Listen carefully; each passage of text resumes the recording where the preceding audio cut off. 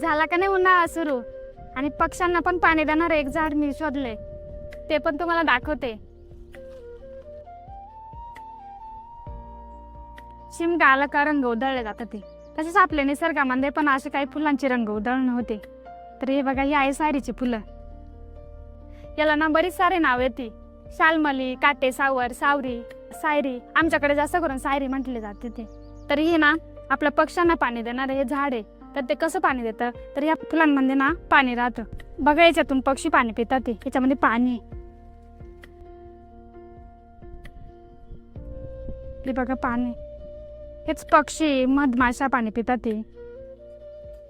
तसंच ना जंगली प्राणी याची हे फुलं खाऊन त्यांची पण भूक भागवतात ते. तसेच ना याचे खूप सारे फायदे ते. याचं फुलं आपण वाळून याची पावडर जर केली, याचं चूर्ण जर केलं, एक ग्लास पाण्यामध्ये अर्धा चमचा